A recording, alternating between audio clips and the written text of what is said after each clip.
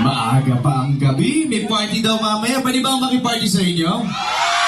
Yun, no? Papayagan naman ng asawa ko. Mauna ka na umuwi. Dito muna ako, ha? Party. Balita mo mga taga-barangay Talisay, ibang klase daw mag-party, no? No? Ano bang paboritong inumin dito? Red Horse. Baka may magabot sa akin dito, ha? Wag.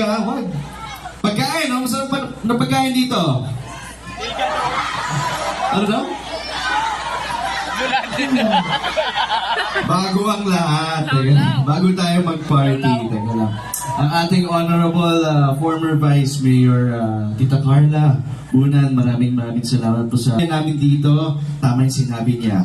Malapit na malapit po siya sa aking mami at nung sinabi sa akin na pwede ka ba pumunta dito? Babiyahe tayo, kailangan natin magbangka. Baka kasi hindi ka pumayag.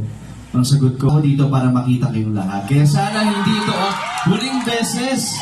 Kaya muli maraming salamat sa ating Honorable Veronica Bunan sa pag-invite sa amin dito, sa aming pamilya, kay Melissa, at sa ating judges also. At sabi ko, hindi pwede dalawang kanta lang dito. Dapat may isa pa. Okay lang ba? Kasi pakiramdam ko, hindi lahat nabigyan ko nito eh. Sino mo may gusto?